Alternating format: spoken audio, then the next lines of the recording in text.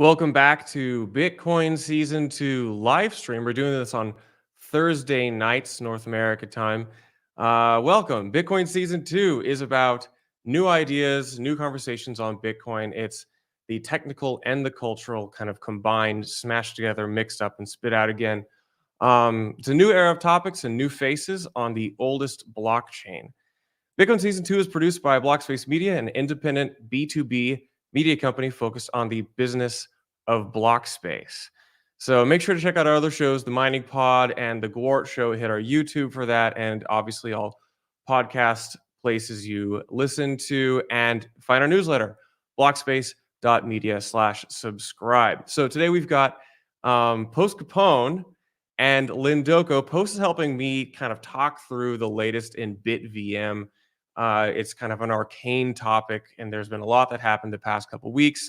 So he's going to help conversate through that. Again, I'm really glad to have him here. And we've got Lyndoco, and we're going to chat about the state of the runes market. There's 8 days till the halving. So 8 days, Casey and Raf, get that client ready. You don't have much time. So we're going to kick it off with some news.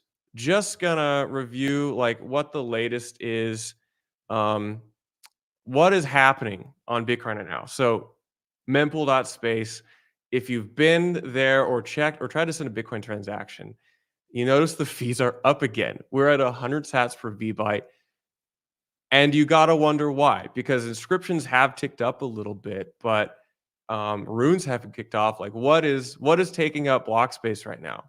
Well, Mononautical is a must follow. They tweet that even with rates up 50 sats per VByte, again, that was yesterday, 30% plus of total fees in some recent blocks come from partially signed Bitcoin trades. That's like when a marketplace sells an inscription or an ordinal. And the majority of that is from a minority of very high fee ordinal sniping transactions. I think this is going to be an interesting topic in the weeks and perhaps months to come, that of sniping these transactions from the mempool and redirecting them to the RBFer's wallet.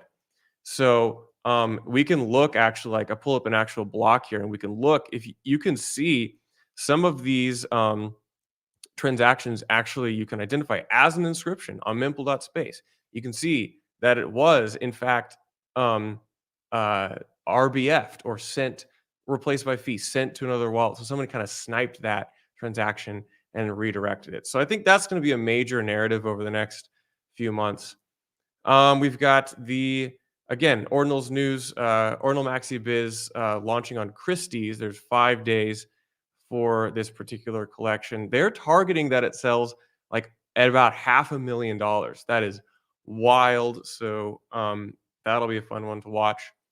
And then also one of my favorite conversations happening on Bitcoin right now is Jeremy Rubin, well-known, very talented Bitcoin developer.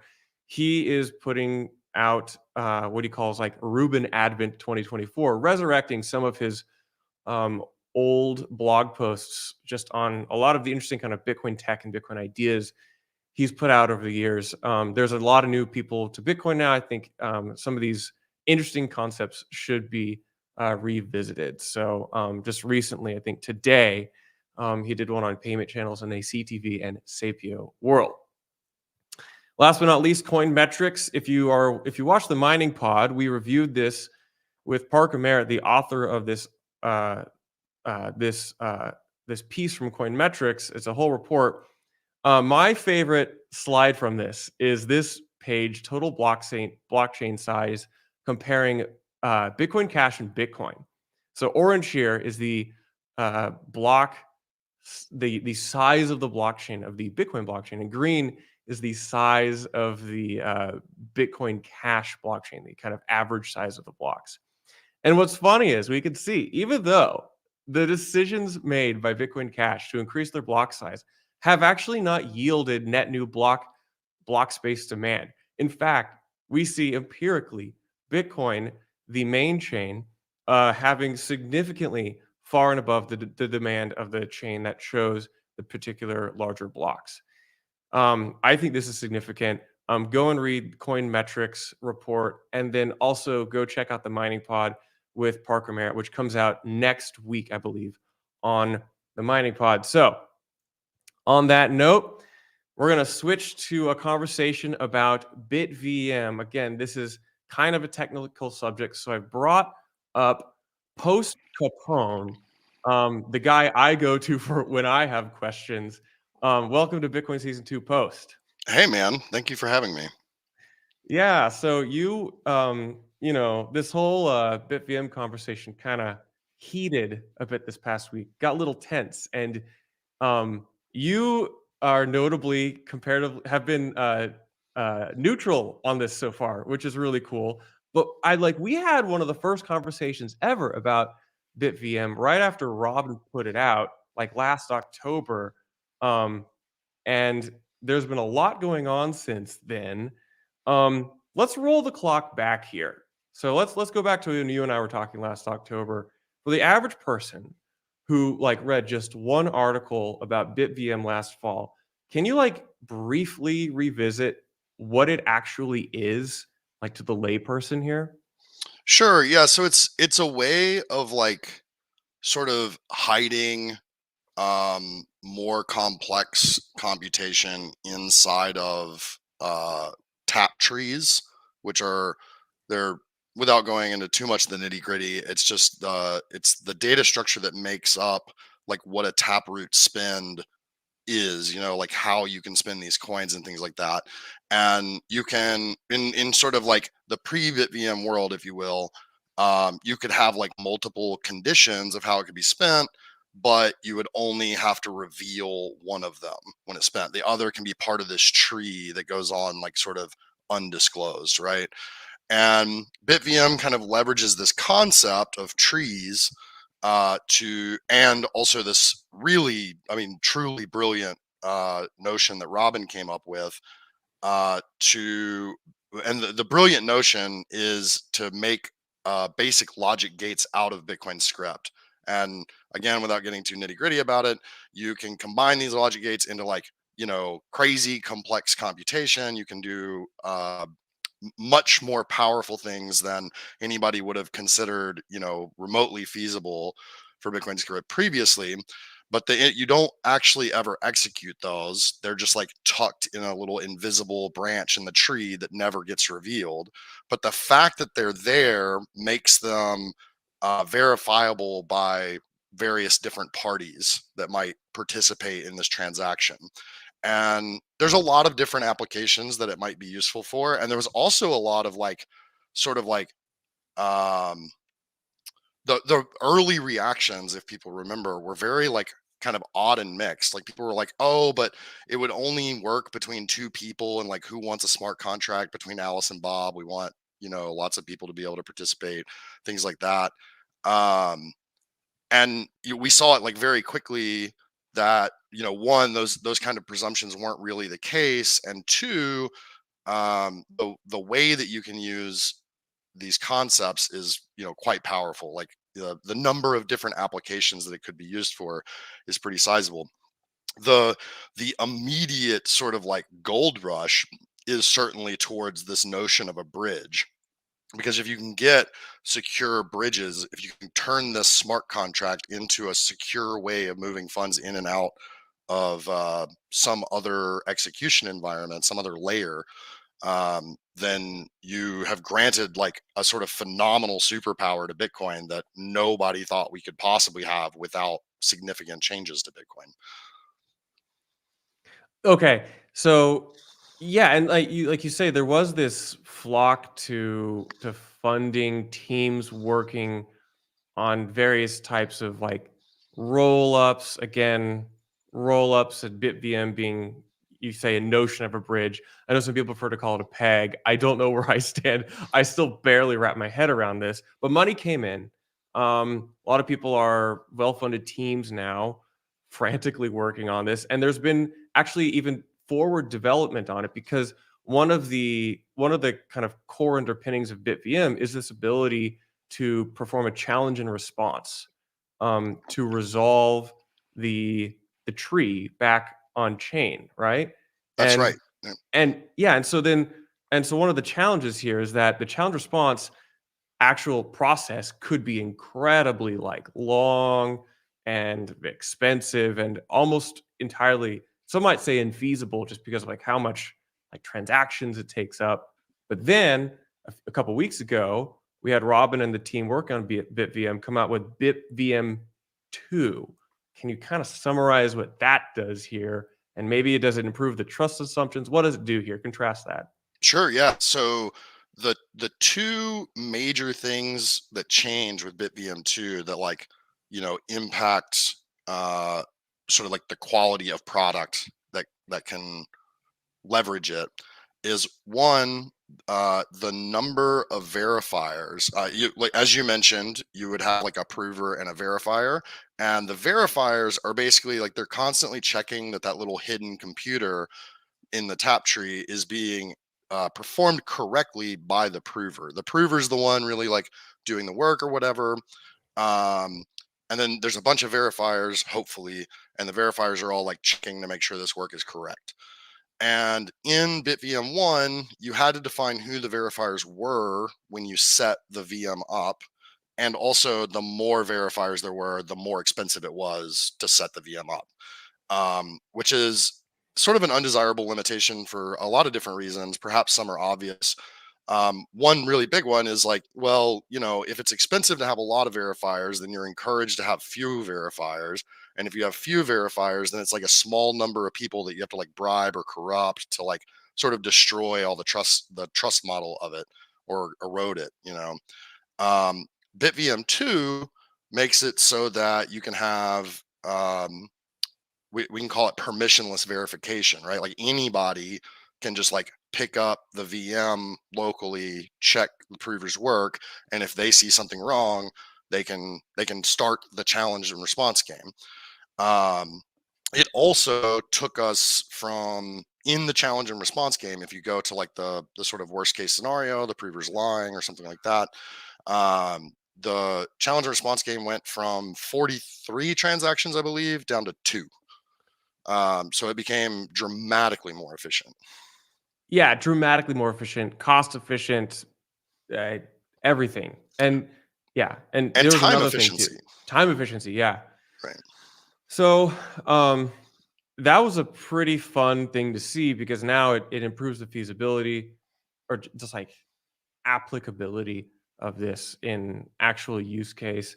But then we had a bit of a a bit of a kerfuffle because the Taproot wizards, again, really really sharp technical people, Rindell and Tyler, um, put out a piece examining some of the economic requirements to operate one of these bridges or pegs, if you will, and they identified some problems with it. Now that was revised and updated, but could you kind of this sparked kind of a spicy back and forth publicly. Can you kind of like try to summarize like some of the issues or challenges identified here, and then perhaps how that revision and how like we understand that right now? Sure, yeah. So first off, I think Tyler did really good work with the analysis, and the Yeah. write up is great. And I think that if you go and read the write up and you follow along with the diagrams, like it's super intelligible for I think most anybody. In fact, it was Um, probably one of the first times I actually, as a layperson, was able to be like, "Okay, I actually understand like the step by step how BitVM works." It's like hard for me to like actually follow the it process here. elucidates a lot of things Yeah. for sure. So one of the I think the so Tyler makes a great analysis of sort of undisclosed risks that exist, um, and maybe more to the point, like certainly not popularly understood. Like there are a lot of people, including development teams, investors, things like this, who uh, like they seem to not really understand sort of this key principle reality where the funds in the bridge contract weren't really what you were withdrawing when you withdraw from the bridge. You actually have your you're taking money from the prover, and then if the prover gives you their money, then they can get money out of the bridge contract. And this all comes down to sort of this when you set up the withdrawal condition, we use what we call pre-signed transactions. It's actually very similar to like how we trade inscriptions and things like this. But you don't know who's going to be withdrawing, right? Because any number of like trades and transfers could occur within the roll up or whatever's on the other side of the bridge. Um, and then as that commerce occurs, that velocity occurs, then somewhere down the road, someone else withdraws. Well, I can't pre-sign a transaction to somebody that I have no idea who it's going to be, right? Um, so the prover instead acts as a liquidity provider of sorts, where they say, okay, well, there's the pre-sign is going to be to me, but I'll get this out to you, which introduces I would like to refer to it as a commercial barrier, because think about the amount of money that goes into rollups and other networks. If the sequencer of Arbitrum on Ethereum was required to have, like, not they keep your money that you put in the bridge, but in addition to the money you put in the bridge, they have to source that money, like duplicate of that money, Yeah, and they have to hold like it. double the basically mirror the collateral or the funds that are on Right. in Yeah. the contract or the chain. It's crazy. Yeah. It's economically infeasible pretty much. Yeah. I mean, like, I think like the answer for like Citria, for example, the answer is like, oh well, they're not necessarily going to keep the money up front. They'll just source that liquidity as needed for withdrawals.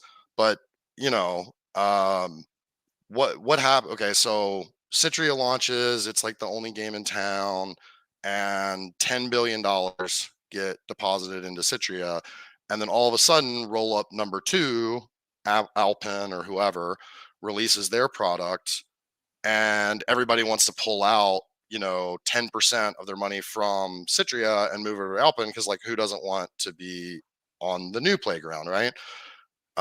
Having like a very sudden requirement to source $1 billion in liquidity, there's a lot of stress points there.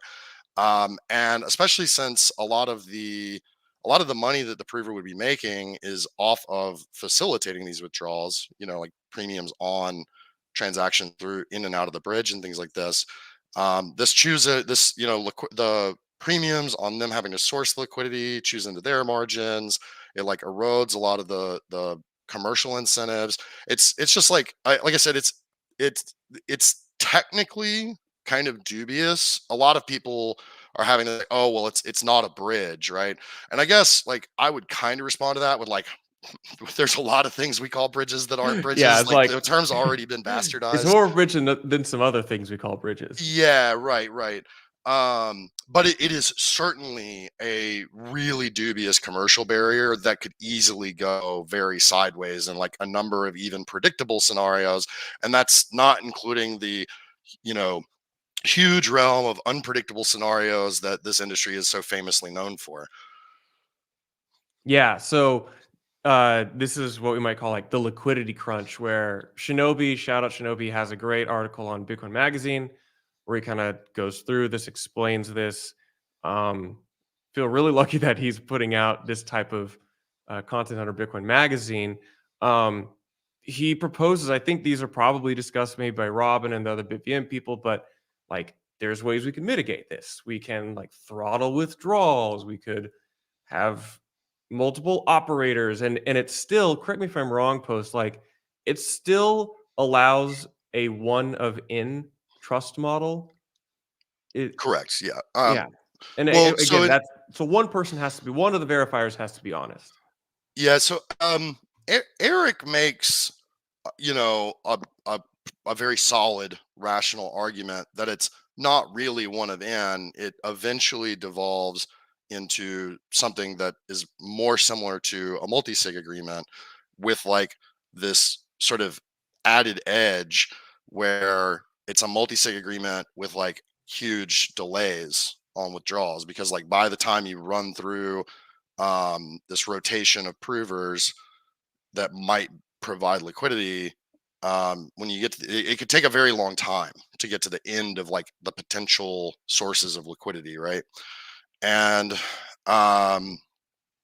I think like I think Eric's remarks there are like pretty valid, right? You know, like if under the worst case scenario this devolves to something more similar to a multi-sig, but it has this drawback of very long delays to exit, then why would I not just prefer a multi-sig that operates the same under all conditions, you know? And like I think that's kind of a valid way to look at it. I'll note though that I think maybe the thing that Tyler did with the article that I think like really ruffled everybody up is that Tyler, he sort of asserts like this is how BitVM bridges work, and it's not necessarily true. Like there are three sort of like popular like highly discussed ways that BitVM bridges are currently being produced. And that would be like basically what Tyler spelled out, and then what Citri has built, and then also Uniswap, which is what Super Testnet built. Yeah, I Um, was trying to do some research into Uniswap. I didn't quite even like wrap my head around it. I have that on my like to learn about list. So I have a like decent superficial understanding of it. I think similarly, like I haven't dug into it quite enough to have like any kind of real extensive conversation about it. Um, I think that probably like a lot of things, I love Super Testnet. He's this like novel engineer, you know, like he's I hate to say toy maker for Bitcoin, but it reminds me a lot of a toy maker. Not I'm not yeah, calling he'll everything he like make makes. something that everybody goes, "Oh shit, I didn't know you could do that with Yeah, right. It's just Bitcoin." quirky and interesting. And Yeah. then the next question is like, "Well, what how do I actually use this thing?" Right. So, So yeah. the big thing with so in there's a good sort of like exhaustive conversation between Super Testnet and Eric Wall that actually you made a comment that I both like wanted to yell at but also laughed at.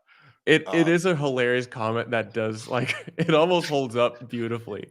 I didn't right. do it on purpose.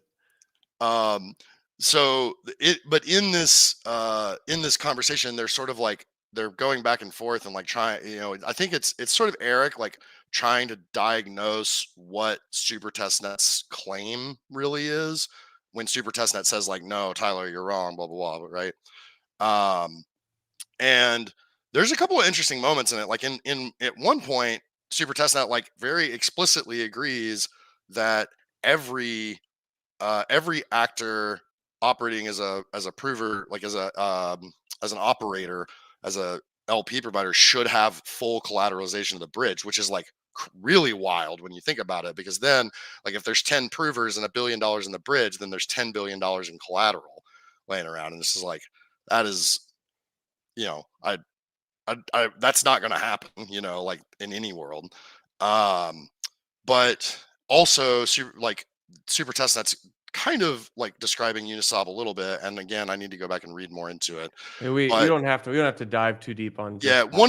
one of the big things with Uniswap is you alleviate this collateralization problem completely by making the funds in the bridge what you're withdrawing. You remove this intermediary role, right?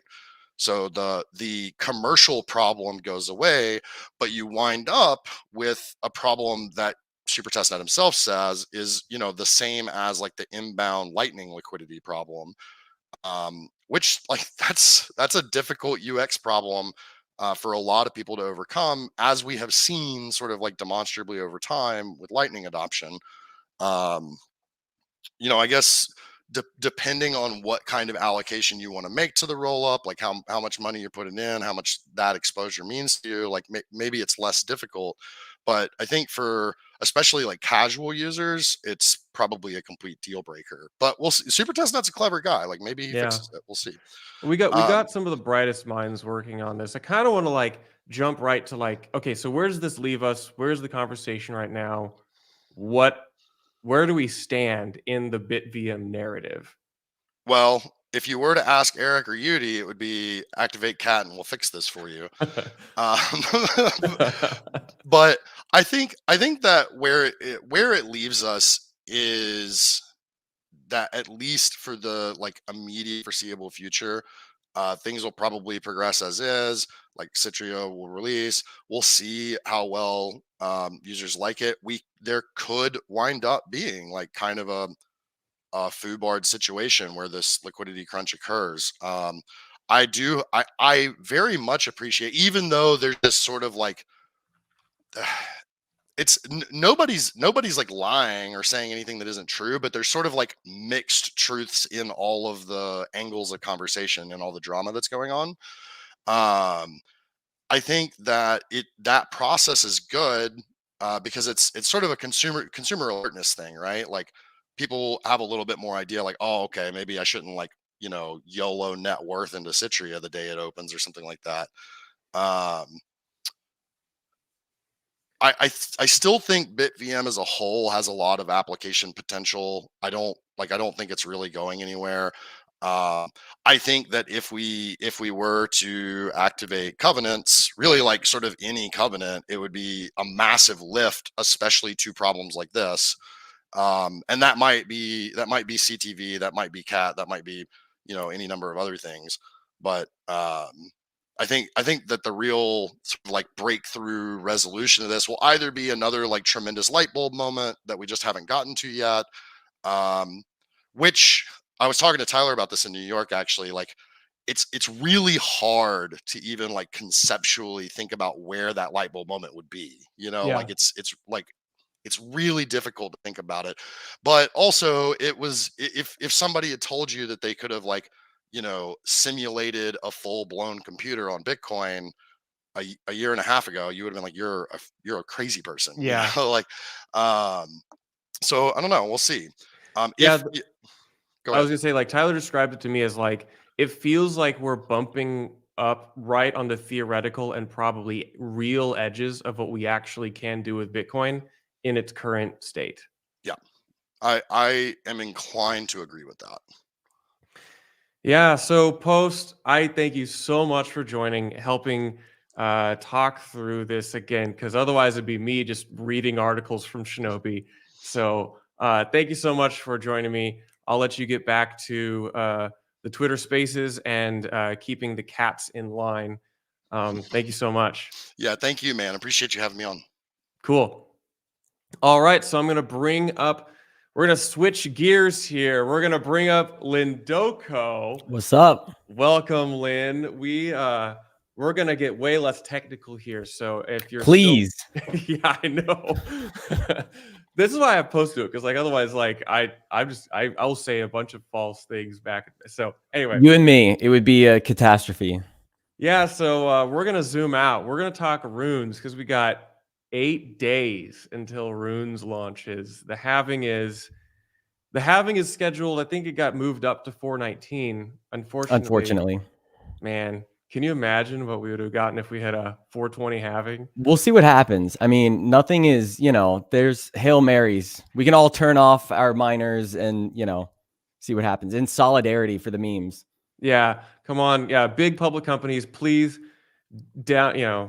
underclock your stuff. We really have, yeah, the meme needs to happen. So anyway, yeah, but speaking of memes, like right now it is meme season on Bitcoin, like to a degree we've not seen before. I've reached information overload. Like I can't even keep track of all this stuff. If you've made it this far in the record in the playback of the recording here, like there are these things called pre-runes. Prunes. Prunes. We call them prunes. Casey, the inventor of Ordinal, says it's like pre-degening. I call it pre-genning. Yeah, so like, can you explain to me at a high level like what a pre-rune is?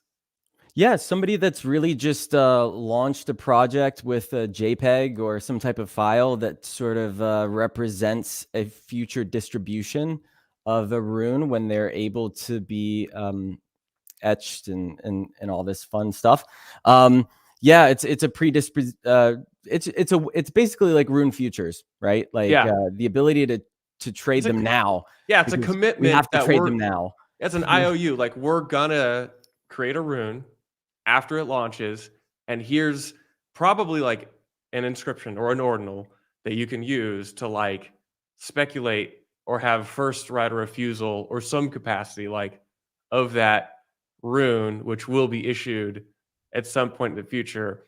And this market has gotten crazy speculative. I'm going to pull this up. If you're just listening, this is on. I'm pulling up a video of or a screenshot of the runesmarketcap.com, which again, it's like not guaranteed to be accurate, but it's like an idea. So we have like a list of like most of the pre-runes market caps. Obviously, we have like the two main, well, now three main big ones: Runestone, Arsic, and Pups. Pups. Yeah, I love me some Pups. But the overall market cap of these things is over $1 billion, which is crazy. It's got to be more than that today. I mean, I just looked at the Pups price, and it's just silly. Yeah, It's moving. actually, this might actually be a good. Just let's jump right into Pups, because it looks like Pups could be the main character of this story right now. I don't know. It seems to have the strongest memetics, right? Like there's like your kind of vanilla straight down the center runestone, right? Runestone is simple. You got it. It's straightforward. Yeah, right to the point. Kind of like this is a shitcoin on Bitcoin.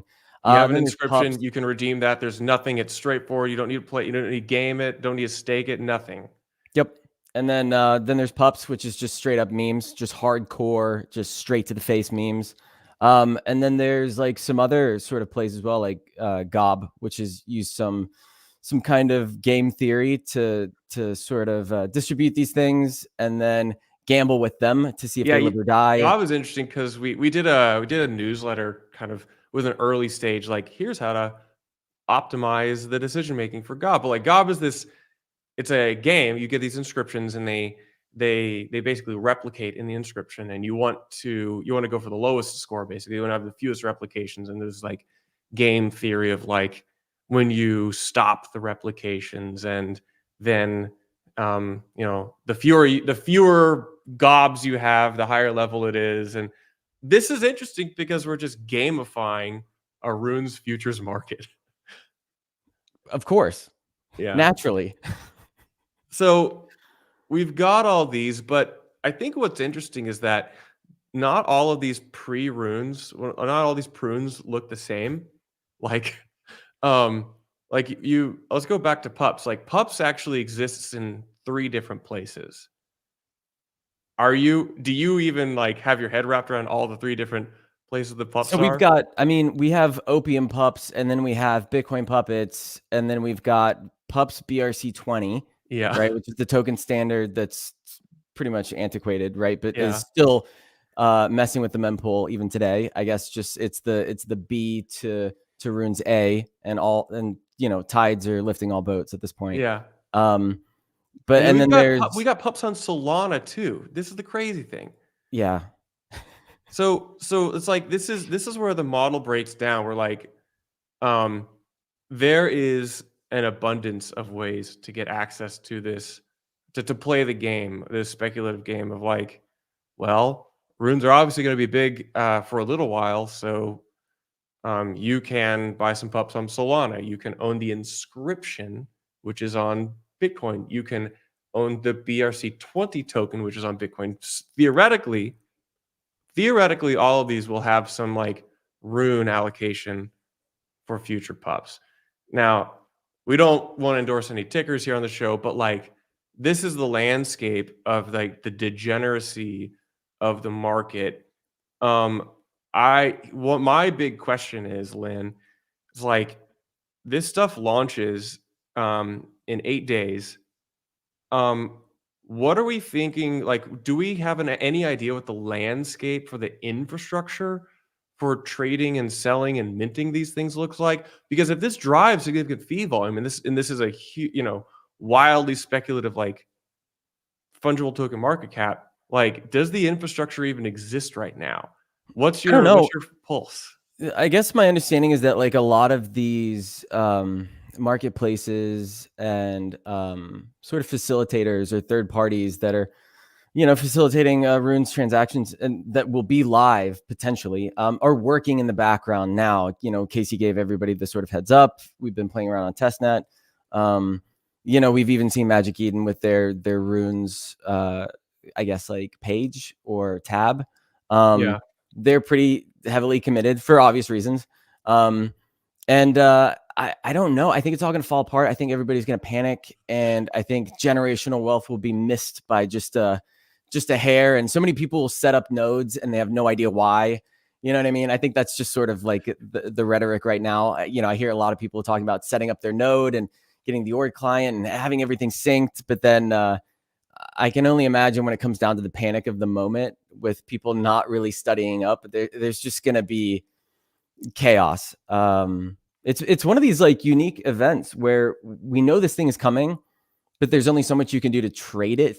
So that's where we have prunes that have emerged out of this. Again, naturally, like people want to trade it. So I think it's prunes are this kind of way to mitigate against the risk of you goofing it up or just the fee rate or whatever it is that's going to be that you can't predict.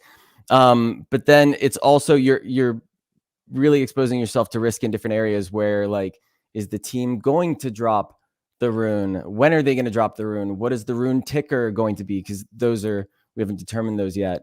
So there's all these question marks, and I don't know how personally how I'm playing it is barely. Like I paper handed my pups allocation about a month ago. This was the BRC20, the one that's like just went crazy because of Ansem's call. And I paper handed it for like $2,000 and I went up to like, I don't know, like 80,000, something like this. You can't look. We're in the weird goofy part of the market. We're in the weird part of the market where like you wake up and you see new things in your wallet and you don't know how they got there, and you go and they're not an insignificant amount selling. I will say it feels good to be in that season again. The bear market was very, very punishing for a lot of us, and I'm not going to look this gift horse in the mouth too closely because I am enjoying things going up instead of down. So, speaking of things going down, I want to play a clip because this is one of my favorite clips. It's from the Ordinals Coding Club this past week. Casey and Raph, again, Casey, the guy who invented Ordinals, host an Ordinals Coding Club, and I help contribute. And we found a bug, and I'm just going to roll tape here. Watch for the language again. Some language. Yeah, we found a bug. We did not find a bug. We did no such thing. We wrote a bug, okay? And this is a critical bug, okay? This would have ass fucked everything. It would have been absolute fucking chaos. Like literal absolute fucking chaos. But some fucking degen found it. This is a good cautionary tale, all right? Because runes is fucking simple. Runes is simple as shit, okay? And we wrote a big fucking bug, okay? Now, think about all this other bullshit that's out there. All this fucking DeFi, fucking bridging, fucking quantum theory fucking bullshit, okay? Their shit has so many fucking bugs. Runes is like 2,000 lines long, all right? It's 2,000 fucking lines. And we wrote a massive bug. Can you imagine how many fucking bugs are out there in these bullshit retard protocols, all right? It's a lot, okay? They're just so complicated that people are scared to look at them. Moment. We will show you the bug. We're not postponing shit, all right? We're getting it out there. So yeah, Casey, colorful character there. My takeaway is that like they are shipping this thing in 8 days, and we hope that it works. But there's $1 billion locked up in this in anticipation. Yeah, at least day. It's a new day, you know. And like we're just gonna go for it. I think this is it's crazy because like, you know, I've been in Bitcoin for a long time and I haven't seen this. This is the type of behavior that happens at other blockchains. Now it's here on Bitcoin. like, I guess, you know, you've been in the space for a while yourself. Is the runes narrative kind of a crossover narrative right now?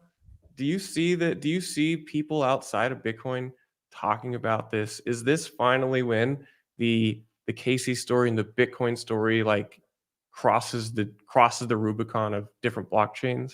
Unfortunately, probably. Um, I mean, it's like the good and the bad, right? Like there's a lot of great stuff about having people use Bitcoin. It's great for the network.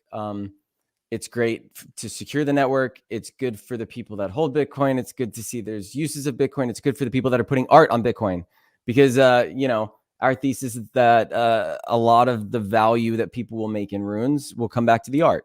And it'll come back to Bitcoin. People will park their money in Bitcoin. You know, a lot of these people in this last cycle only went to Ethereum and Tezos because they had to, because that's where they could shitcoin, or that's where they could put art, or that's where, you know, and now we don't really have to. We can keep it all on Bitcoin. So you don't have to keep your Bitcoin bags that, you know, it all funnels. Like, I don't think I've ever met anybody that was like, yeah, man, Cardano's my forever play. You know what I mean? Yeah. It's like, you know, it's all coming kind of back to Everybody Bitcoin. knows Bitcoin's the forever play. It's where your money ends up. And that, I don't even think that's very biased. I really think that is universal. I'm sure there's a couple people watching, right, that like think differently. That's fine. But like the majority of it is that. And so it's nice to be able to do everything in one place now, and especially do so in kind of like a thoughtful way. I mean, after that clip, He's yeah, brutally in a honest. simple, kind of back to basics kind of way, where it's just shit coins. It's not overly complicated. It's not overly designed. It sort of exists to do one thing in particular. And that's good. That's good for just, you know, I think the ecosystem in general, as it builds out, instead of just adding on the complexities just because we can, we should do it because like we have to, right? And I don't know if You sound like you've been in Bitcoin for a whole decade. That's the mantra, Lynn. Yeah. Well, yeah, I mean, I've actually, yeah, I almost bought my first Bitcoin back in 2014. So it has been 10 years. Yeah, I was in college, and Stamp Student Union, I was going to meet up 2 Bitcoin, $160 total. Just didn't do it. You know, rugged the guy last second. That's on me. But yeah, no, I mean, I think that's a part of it. It just makes sense, and I think that's what drew me to ordinals in the first place. But also why this runes narrative is kind of compelling for a lot of people. But yeah, I mean, I'm excited to see a little bit more of the memes, a little bit like stronger memes. yeah. And I think it's gonna be interesting to see what happens. I mean, like you said, what, 8 days? So my goodness, everything, like you jump on any space right now is talking about runes on Twitter, and they're all massive. They're all bigger than any space we've seen in our little ecosystem of ordinals. And yeah, there's a lot of hype around this, and we're going to see what happens. It's the same conversation over and over and over and over again. Like, you know, do we split UTXOs? Are we, you know, combining UTXOs? How do you position yourself? How do you run a node? And then what's the first tickers? You know, what's the play? Where do I park my money? Yeah. You know, and a lot of speculation, a lot of people sort of trying to figure out what to do, because this is I don't think I've ever seen anything so anticipated. Yeah. I'm not sure. Yeah. The anticipation is palpable. And not only is it palpable, it's just screaming and bearing down on you right now. I'm really excited. Lynn, thank you so much for talking through this with me. You know, if it's just me, sometimes I wonder if I'm seeing this correctly, but glad to have you there. Everyone make sure to follow Lyndoco at LYNDOCO on Twitter. Check out his project and stuff. Otherwise, thank you so much for watching season 2, tuning in. This is the live stream. We're going to be doing this on Thursday nights, 8 p.m. EST. I'm Charlie Spears. Bitcoin Season 2 is produced by Blockspace Media. Make sure to hit our newsletter coming out tomorrow morning, Fridays and Mondays, and go to the Blockspace YouTube to subscribe and get notifications when we put out new content. Adios.